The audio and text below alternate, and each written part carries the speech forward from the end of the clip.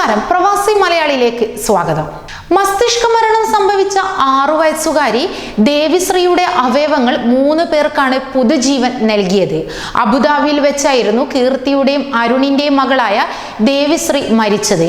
6ാം ജന്മദിനത്തിന്റെ അന്ന് അസുഖം മൂർച്ഛിച്ച് ഷെയ്ഖ് ഖലീഫ മെഡിക്കൽ സെന്ററിൽ എത്തിച്ചെങ്കിലും അവിടെ വെച്ച് ദേവിശ്രീ മരിക്കുകയായിരുന്നു. ഇതോടെ അവയവദാനത്തെക്കുറിച്ച് ആശുപത്രി അധികൃതർ ചോദിച്ചു.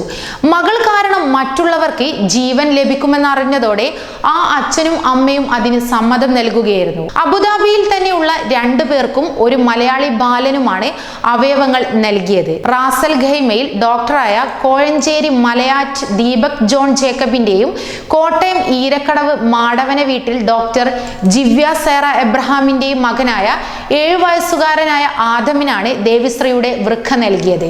9ാം മാസം മുതൽ വൃക്കരോഗബാധിതനായിരുന്നു ആദം. കഴിഞ്ഞ ദിവസം ദുബായ് മുഹമ്മദ് ബിൻ റാഷിദ് യൂണിവേഴ്സിറ്റിയിൽ വെച്ച് ആദമിനെ കണ്ടപ്പോൾ ദേവിശ്രീയുടെ അമ്മ കീർത്തിക്ക് കണ്ണുനീര് അടയ്ക്കാനായില്ല. എനിക്കറിയാം, എൻ്റെ ശരീരത്തിൽ ഒരു കുഞ്ഞു വാവയുണ്ടെന്ന്. അത് ശ്രീദേവിയുടെ വൃക്കയാണ്. തന്നെ കെട്ടിപ്പിടിച്ച് നെറുകയിൽ ഉമ്മ വെച്ച് ആദം പറഞ്ഞത് കേട്ടപ്പോൾ ഒരേ സമയം സന്തോഷവും സങ്കടവും വന്നു കീർത്തിക്ക്. വളരെ പക്വതയോടെയാണ് ആദം സംസാരിച്ചതെന്നും അത് തന്നെ അത്ഭുതപ്പെടുത്തിയെന്നും ദേവിശ്രീയുടെ അച്ഛൻ അരുൺ പറയുകയുണ്ടായി.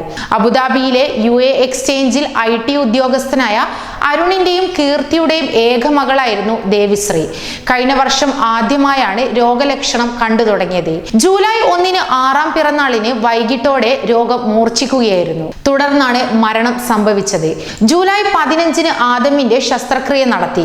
ആദമിനെ കൂടാതെ അബുദാബിയിലെ തന്നെ ഒരു കുട്ടിക്കും മുതിർന്ന ഒരാൾക്കും വൃക്കയും കരളും നൽകിയിട്ടുണ്ട്. ഇതിൽ ആദമിനെ മാത്രമാണ് കീർത്തിയും അരുണും കണ്ടത്.